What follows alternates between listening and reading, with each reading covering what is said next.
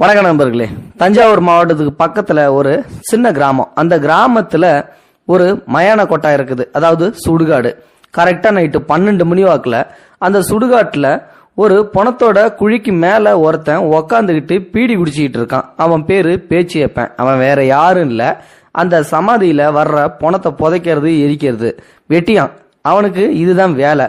ஆனா 12 மணிக்கு ஒரு சமாதி மேல உக்காந்துக்கிட்டு பீடி குடிச்சிக்க வேண்டிய அவசியம் என்ன இருக்கு அப்படின்னு சொல்லி கேட்டீங்கன்னா, அந்த ஊரு பண்ணையாரு இவனை ஏன்டா எப்ப பார்த்தாலும் தண்ணியை போட்டு நீ பாட்டுக்கும் போயிட்டு நைட் டைம்ல கம்ம போய் படுத்துக்கிற, இப்ப பாரு ஏதோ நாயோ நரியோ அந்த 3 சமாதி தோண்டி இருக்குது, பாதி தோண்டிட்டு பாதி அப்படியே போட்டு இருக்குது. அப்படி இருக்கும்போது நீ காவலை ஒழுங்கா பார்க்க மாட்டியா? ஒழுங்கு மரியாதையே காவலை ஒழுங்கா காத்துக்கிட்டு, இல்லாட்டி உனக்கு பதில் வேற யாரையாவது போட்டுருவேன் அப்படின்னு சொல்லும்போது, இல்லையா நான் இனிமேல்ட்டு ஒழுங்கா கவனிக்கிறேன் அப்படின்றாங்க. அப்படின்னா நீ உன்னை பண்ணு, நைட் டைம்ல நீ முழிச்சுக்கிட்டு இந்த சமாதியை எல்லாத்தையும் சுடுகாட்டுலயே கண்ட்ரோலா பாத்துக்கிட்டு, பகல் டைம்ல என்னோட ஒரு 2-3 ஆட்களை நான் போடுறேன், இதுக்கப்புறமாவது ஊர் ஒழுங்கா இருக்கட்டும் அப்படின்னு சொல்லிட்டு அந்த சுடுகாட்டுல உள்ளவன்ட்ட வெட்டியாங்கிட்ட திட்டிட்டு அந்த பண்ணையார் சொல்லியிருக்காரு. அதனாலதான் நைட்டு ஃபுல்லா அவன் கண் முழிச்சிருக்கான்.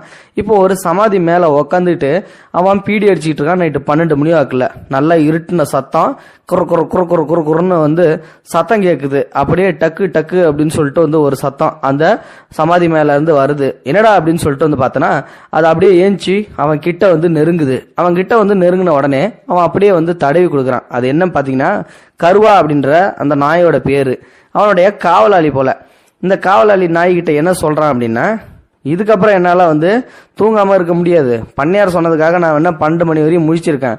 இதுக்கப்புறம் கருவா நீ தான் இந்த மயான கொட்டையை பார்க்கணும், நான் போயிட்டு தண்ணியை போட்டு படுத்துக்கிறேன் அப்படின்னு சொல்லிட்டு பேச்சியப்ப என்ன பண்றான், போய் சரக்க போடுறதுக்காக பாட்டில தேடி தேடி தொலாவி பாக்குறான். அப்போ பாட்டிலே கிடைக்கல, எல்லா பாட்டிலையும் குடிச்சே தீத்துட்டான் போல. அப்புறம் என்ன பண்றேன், எல்லா பாட்டில இருக்கிற அந்த ரவ சரக்கையும் ஒன்னா சேர்த்து ஒரு கிளாஸ்ல குடிக்கலாம் அப்படின்னு சொல்லிட்டு கொஞ்சம் கொஞ்சமா ஊத்திட்டு இருக்கேன். அப்போ ஒரு சத்தம் புஸ்ஸு புஸ்ஸுங்குது. என்னடாதுன்னு சொல்லிட்டு திரும்பி பாக்குறேன். அப்படியே கருப்பா வளைஞ்சு நெளிஞ்சுக்கிட்டு குடிசையோட ஒரு ஓட்டையில இருந்து உள்ளார எட்டி பாக்குது. கருணாகம் தான். இது வேற சனியா இப்பப்போ தொல்லை பண்ணிட்டே இருக்குதுன்னு சொல்லிட்டு அசால்ட்டா ஒரு கம்பு எடுத்து அந்த பாம்பை அப்படியே தூக்கி கொண்டு போயிட்டு வெளியில போட்டுடுறேன். போட்டுட்டு என்ன பண்றேன், மறுபடியும் சரக்க ஊத்த ஆரம்பிக்கிறான். அப்போ இந்த கருவா காவலாளி நாய் என்ன பண்ணுது, ஊன்னு ஊழ விடுது. ஐயையோ, இந்த காவலாளி நாய் வேற திடீர்னு ஊழ விடுது, என்ன இலவோன்னு தெரியலையே அப்படின்னு சொல்லிட்டு சரி விட்டுட்டு கிடக்கட்டும், நம்ம சரக்க குடிச்சிட்டு அப்புறம் போய் பார்ப்போம் அப்படின்னு சொல்லிட்டு ஊத்திட்டு இருக்கேன். இப்போ அந்த நாய் என்ன பண்ணுதுன்னா, திடுப்புன்னு குடிசைக்கு முன்னாடி ஒல்லுன்னு குலைக்க ஆரம்பிச்சது. ஏய் கருவா, உனக்கு வேற வேலையே இல்லையா, இந்த நேரத்துல என்ன குலைச்சிக்கிட்டு இருக்க அப்படின்னு சொல்லிட்டு வெளியில எட்டி பாக்குறேன். அப்போ அவனை திடுதுப்புன்னு ஒரு இடத்துக்கு நாய் கூட்டிட்டு போகுது. வேற எங்க இல்ல, சமாதி தான். அதுவும் ஒரு சமாதிக்கு முன்னாடி கூட்டிட்டு போய் காமிச்சா அந்த சமாதியில பாதி தோண்டி இருக்குது. அப்பதான் இவனுக்கு சந்தேகம், என்னடா அது நம்ம இங்க இருக்கோம், கருவாவை காவலுக்கு விட்டுட்டு போயும் இந்த மாதிரி சமாதியை பாதி தோண்டி இருக்காங்களே, யாரா இருக்கும் அப்படின்னு சொல்லிட்டு இவனுக்கு ஒரே சந்தேகம். அப்படியே படார்னு திரும்பி பார்க்கும்போது ஒரு பொண்ணு முடிய விரிச்சு போட்டுட்டு அப்படியே படார்னு முன்னாடி நிக்குது. பேன் சொல்லிட்டு பயந்துட்டு அலற ஆரம்பிச்சிடறான். குடிபாதையில இருந்தாலும் திருப்பி பாத்தீங்கன்னா நல்லா உத்து பாக்குறேன். 2 நாளைக்கு முன்னாடி 2 பொண்ணுங்க பாத்தீங்கன்னா, அதாவது சின்ன பிள்ளைங்க குடிசையில வெந்து எரிஞ்சு போச்சு தவறுதலா தீ விபத்துல. அந்த பொண்ணுங்களை அந்த சமாதியில் தான் புதைச்சிருப்பான் போல. அந்த பொண்ணுங்களோட அம்மாவுக்கு அந்த பொண்ணுங்க கண்ணு முன்னாடியே எரிஞ்சு செத்ததை பார்த்த உடனே பைத்தியம் முடிச்சிருக்குது. ஆனாலும் பாதி பைத்தியம் தான். மீதி பாத்தீங்கன்னா அந்த பொண்ணுங்களை புதைச்ச இடம் அந்த அம்மாவுக்கு தெரியும் போல. அதனால அந்த அம்மா தான் அந்த பணத்தை தோண்டி இருக்குது. அதனாலதான் பாத்தீங்கன்னா இந்த இடத்த ஏன் தோணுன அப்படின்னு சொல்லிட்டு அந்த அம்மாவை பிடிச்சி திட்டுறேன். ஏ பைத்தியம், நீ தேவையில்லாம இந்த இடத்த தோண்டி என்னைய பண்ணையார்கிட்ட திட்டு வாங்க வைக்க பாக்குறியா, முதல்ல இந்த இடத்த விட்டு கிளம்புன்றான்.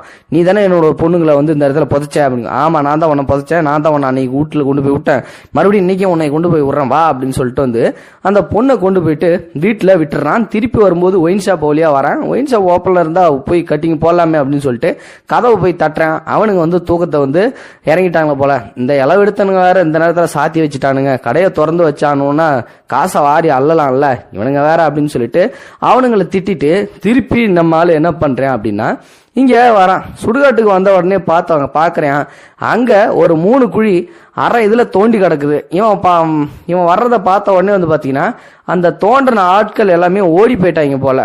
அந்த பக்கத்துல அந்த கருவா நாயும் ரத்த வெள்ளத்துல செத்து கிடக்குது. உடனே இவனுக்கு அதிர்ச்சி ஆகி போச்சு. எவனால இருக்கும், ஒருவேளை பேய் நடமாட்டமா இருக்குமா இல்ல ஆட்கள் நடமாட்டமா இருக்குமா அப்படின்னு சொல்லிட்டு இவனுக்கு ஒரே சந்தேகம். பேயா இருந்ததுன்னா நம்ம இத்தனை காலத்துக்கு அந்த சுடுகாட்டுல வந்து வாழ முடியாது. சோ இது வேற ஏதோ சங்கதி அப்படின்னு சொல்லிட்டு இவன் திருன்னு முழிக்கிறான். மறுநாள் அந்த பண்ணையார் வந்து பாக்குறதுக்குள்ள நம்ம எப்படியாவது இந்த குழியை மூடணும்னு சொல்லிட்டு அவசரமா அந்த குழியை மூடுறதுக்கு அப்புறம் நேரா போய் அந்த குடிசையில இருக்கிற அந்த சொச்சம் சரக்கு எல்லாத்தையும் எல்லா பாட்டில இருக்கிற அராவத்திலேயே ஒரு கிளாஸ்ல ஊத்திட்டு மறுபடியும் வந்து தண்ணியை போட்டு படுத்திடுறான். அடுத்த நாள் வந்து பாக்குறேன், நாய் செத்து கிடக்கதை பார்த்த உடனே பண்ணையாரு திட்டுறாரு. என்னடா பண்ண, நாய் செத்து கிடக்குது, ஏன்டா இப்படி பண்றாங்க போது, நான் ஒன்னும் பண்ணலையா, எவனோ வந்து குழிய தோண்டி இருக்கான், இல்லாட்டி பேய்க்கு ஏதாவது தோணுச்சா தெரியல, என் நாயையும் கொண்டு போயிட்டானுங்க அப்படி இப்படின்னு சொல்லிட்டு வந்து புலம்புறான், பேச்சு வைப்பேன். உடனே முதல்ல பண்ணையாருக்கு வந்து கோவம் வந்துடுது. ஏண்டா உன்னை வந்து ஒழுங்கா ஒரு வேலையை பார்க்க சொன்னேன், நீ ஒழுங்காவே பார்க்க மாட்டேன்ற, இதுக்கப்புறம் வந்து உன்னை இந்த வேலையில வைக்கணுமா என்னன்னு சொல்லிட்டு சந்தேகமாவே இருக்கே அப்படின்னு சொல்லிட்டு வந்து சொல்றேன். அதெல்லாம் ஒண்ணும் இல்லையா, நான் பாத்துக்கிறேன், கருவா போனா என்ன, நான் இருக்கல அப்படின்னு சொல்லிட்டு சரி ஒழுங்கா பாத்துக்க எதா இருந்தாலும் அப்படின்னு சொல்லிட்டு இந்த செலவு காசுன்னு சொல்லிட்டு ஒரு 1000 ரூபாய் எடுத்து வந்து கொடுக்குறாரு.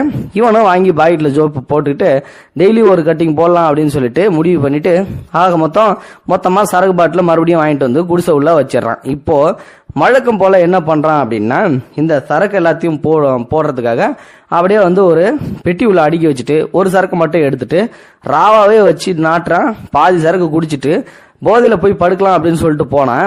புசுன்னு மறுபடியும் அந்த கருணாகம் உள்ள வருது. அணியா இது வேற திருப்பி வருதுன்னு சொல்லிட்டு மறுபடியும் அந்த பாம்பை அப்படியே பிடிச்சு கொண்டு போயிட்டு நேரா வெளியில விட்டுறான் கம்பாலேயே. இதுக்கப்புறம் என்ன நடக்குதுன்னா மறுபடியும் வந்து படுக்க ஆரம்பிச்சிடறான். படுக்க ஆரம்பிச்ச உடனே கொஞ்ச நேரத்துல சக்கு சக்கு சக்கு அப்படின்னு சொல்லிட்டு வந்து சத்தம் கேக்குது. இவனுக்கு ஒண்ணுமே புரியல, என்னடா இது இப்பதான் படுத்தோம் அதுக்குள்ள சத்தமா அப்படின்னு சொல்லிட்டு குடிசையை விட்டு வெளியில வந்து பாக்குறேன். அங்க 3 பேரு தலையில துண்டை கட்டிக்கிட்டு முகத்தை மறைச்சிக்கிட்டு ஏதோ ஒரு புதக்குழி வந்து அந்த பணத்தோட குழியை வந்து தோண்டிக்கிட்டு இருக்கானுங்க. சோ இப்போ இதை பார்த்த உடனே எவன்டா அது குழியை தோன்றது அப்படின்னு சொல்லிட்டு வந்து சத்தம் போடுறான். அந்த சத்தத்தை கேட்ட உடனே வந்து எல்லாரும் பதறி அடிச்சுட்டு அங்கிருந்து ஓடுறானுங்க. ஓடுறதுக்கு அப்புறம் வந்து பாத்தீங்கன்னா இவன் ஒருத்தனை பிடிக்கலாம் அப்படின்னு சொல்லிட்டு வந்து போகும்போது அங்கிருந்து கால் தடுங்கி ஒரு குழியில போயிட்டு விழுந்துடுறான். குழியில போய் விழுந்ததுக்கு அப்புறம் வந்து பாத்தீங்கன்னா சரின்னு சொல்லிட்டு அவனுங்கெல்லாம் ஓடி போயிடுறானுங்க. இவன் மட்டும் அந்த தோண்டின குழியில போயிட்டு விழுந்துடுறான். சரின்னு சொல்லிட்டு காலு மட்டும் உள்ள போயிடுது. எப்படியோ முக்கி காலை எடுத்துடலாம் அப்படின்னு சொல்லிட்டு காலை பிடிச்சி இழுக்கிறான். அந்த காலை பிடிச்சி இழுக்கும் போது ஒரு பெரிய நெக்லஸ்னா பெரிய ஹாரம் ஒண்ணு வந்து அவன் காலில இருந்து வருது. அந்த ஹாரத்தை பார்த்தோன்னு என்னடா அது பவுனு மாரி இருக்குன்னு சொல்லிட்டு வெளில எடுத்து பாக்குறான், பவுனு. அதுக்கப்புறம் தான் இவனுக்கு ஓஹோ இதுல ஏதோ சங்கதி இருக்குன்னு சொல்லிட்டு அந்த அவனுங்க தோண்டி விட்டுட்டு போனாங்க பாத்தீங்களா, அந்த குழியை வந்து தோண்ட ஆரம்பிக்கிறான். அது நிறைய வந்து பாத்தீங்கன்னா ஒரு பெட்டி நிறைய வந்து தங்கம் இது எல்லாமே ஜுவல்ஸ் எல்லாமே அடுக்கி இருக்குது.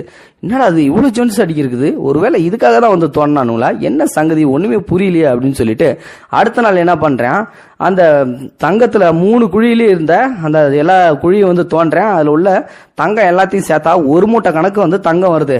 அதை எல்லாத்தையும் எடுத்து ஒரு வாரமா இவனோட குடிசையில ஒரு பகுதியில தோண்டி வைக்கிறான். இதுக்கப்புறம் தான் வந்து பாத்தீங்கன்னா பண்ணையாரு வந்து என்ன பண்றான் அப்படின்னா அந்த குழி எல்லாத்தையும் தோண்டி வந்து மூடந்தா வந்து பாத்துறான். குழி எப்பயுமே வந்து மூடின மாதிரியே தானே இருக்கும், ஆனா இன்னைக்கு கொஞ்சம் வித்தியாசமா தெரியுது, ஏதோ சங்கதி நடந்திருக்கு அப்படின்னு சொல்லிட்டு வந்து இவன் வந்து சரி அவன்கிட்ட கேட்க கூடாது, கேட்டா நாம மாட்டிக்குவோம் அப்படின்னு சொல்லிட்டு பண்ணையார் அங்கிருந்து வந்து போயிடுறான். மறுபடியும் அடுத்த நாள் என்ன பண்ணுதுன்னா இருட்டிடுது. அதே நைட்டு 12 மணி வாக்குல மறுபடியும் அந்த திருடனுக்கு வரானுங்க. இந்த தடவை இவனை விடக்கூடாதுரா அப்படின்னு சொல்லிட்டு அந்த குடிசை உள்ள போறானுங்க. ஃபுல் போதையில இருக்கிற அவனை பிடிச்சி கட்டி போட்டுறானுங்க. கட்டி போட்டுட்டு அந்த குழியை தோண்டி பாக்குறானுங்க.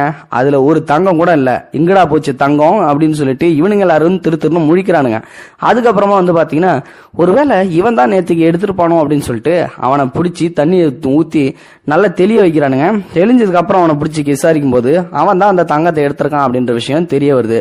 இதுக்கப்புறம் எப்படியோ அவன்கிட்ட இருந்து தங்கத்தை வாங்கணும்னு சொல்லிட்டு அடிச்சு உதச்சி தங்கத்தை வாங்கிடுறானுங்க. இதுக்கப்புறம் அவன் என்ன பண்ணிடுறான், அதுல பாதியை கொஞ்சம் வேற ஒரு இடத்துல ஒளிய வச்சிருக்கான் போல. இவனுங்களுக்கு கொஞ்சம் தான் கிடைச்சிருக்குது, அந்த தங்கம் நமக்கு கிடைச்சா போதும் அப்படின்னு சொல்ற மாதிரி இவன் வந்து 3 பேரும் எஸ்கேப் ஆக பாக்குறானுங்க.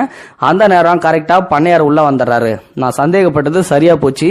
இந்த கூட்டுக்கலவனிங்க எல்லாரும் சேர்ந்துதான் இந்த தங்கத்தை திருடி இருக்கானுங்க அப்படின்னு சொல்லிட்டு இப்போ இந்த 3 பேரையும் வந்து பிடிச்சி விசாரிக்கிறானுங்க. அந்த 3 பேர்ல ஒருத்தனோட பொண்டாட்டிய இவன் வச்சிருந்திருக்கான், அதாவது இந்த பண்ணையாரு. அந்த பொண்டாட்டி மூலியமா தான் அவனுக்கு விஷயம் தெரிஞ்சிருக்குது, இந்த சுடுகாட்டுல தான் பண்ணையாரு கோயிலுக்கு தேவையான நகையில எல்லாத்தையும் மறைச்சு வச்சிருக்கான் அப்படின்னு சொல்லிட்டு. இப்போ அந்த விஷயத்தை தெரிஞ்சுக்கிட்ட அவன் தன் பொண்டாட்டி மூலமா இன்னொரு 2 கூட்டுக்கலவணையில சேர்த்துட்டு அந்த தங்கத்தை திருடுறதுக்காக அங்க வந்தா பண்ணையார் அந்த இடத்துல வந்து பிடிச்சிடுறான். இதுக்கப்புறம் என்ன நடக்குது, அந்த 3 பேரையும் கொன்னு அதே சமாதியிலே வந்து புதைச்சிடுறான். தங்கம் வந்து பாதி தான் பண்ணையாருக்கு கிடைக்குது, மீதி எங்கடா போச்சு அப்படின்னு சொல்லிட்டு தேடிட்டு இருக்கும்போது தான் நம்ம பேச்சு எப்பனம் பிடிக்கிறான். ஏய் மரியாதையா நீ சொல்லிடு, நீ தான் தங்கத்தை திருடி இருக்க அப்படின்னு சொல்லிட்டு அவனை போய் விசாரிக்க போகும்போது அங்க கருணாக பாம்பு உள்ள இருக்குது. அப்போ என்ன நடக்குது அப்படின்னா, பேச்சியப்பன் இந்த கருணாக பாம்பை கையாலே பிடிச்சிடறான். கையாலே பிடிக்கும் போது பேச்சியப்பனும் ஒரு போடு, அவங்காலி. அதுக்கப்புறம் பண்ணையார்கிட்ட போகுது, பண்ணையாரையும் ஒரு போடு, அவனும் காலி. ஆளுங்க எல்லாரும் தெரிச்சு ஓடுறானுங்க அங்கிருந்து, பாம்பு நம்மளையும் கடிச்சிருமோன்னு சொல்லிட்டு. இப்போ அந்த இடத்துல 2 பேரும் செத்து கிடக்கிறத அடுத்த நாள் காலைல ஊர் பொதுமக்கள் எல்லாரும் பார்த்துட்டு இங்க செத்து கிடக்குறாங்க, நகை இங்க கிடக்குது அப்படின்னு சொல்லிட்டு போலீஸுக்கு தகவல் கொடுக்குறாங்க. அங்க வந்தது போலீஸ் நகையும் பறிமுதல் செஞ்சுக்கிட்டு அதுக்கப்புறம் அந்த ஆட்களையும் வந்து போலீஸ் விசாரணைக்கு தூக்கிட்டு போயிடுறாங்க. ஸோ இது ஒரு அருமையான கதையா இருக்கும்னு நினைக்கிறேன். என்னைக்குமே பேராசை பெருநஷ்டம் அப்படின்றது எல்லாத்துக்கும் வந்து இந்த தீங்கு விளைவிக்கும் அப்படின்றது இந்த கதை மூலமா தெரிஞ்சிருக்கும். அந்த பேச்சு கிடைச்ச அந்த நகையை வச்சு அவன் வேற ஏதாவது வந்து பண்ணியிருந்திருக்கலாம். ஆனா அது திருட்டு நகை, கண்டிப்பா அது அந்த பண்ணையாருக்கும் சொத்து அந்த உரிமை கிடையாது. அது வந்து கிராம மக்கள் சார்பாக கோயில்ல போடப்பட்ட நகை. அந்த நகையை கோயிலுக்கு தான் வந்து சொந்தமானது. அதை எவன் திருடுன்னு நினைச்சாலும் எல்லாத்துக்குமே ஆபத்து தான் வரும். அதை தான் இந்த கதை மூலமா சொல்ல விரும்புது. இந்த வீடியோ பிடிச்சிருந்தா லைக் பண்ணுங்க, ஃப்ரெண்ட்ஸுகளுக்கு ஷேர் பண்ணுங்க, கூடவே சேனலையும் சப்ஸ்கிரைப் பண்ணுங்க. தேங்க்யூ ஃபார் வாட்சிங்.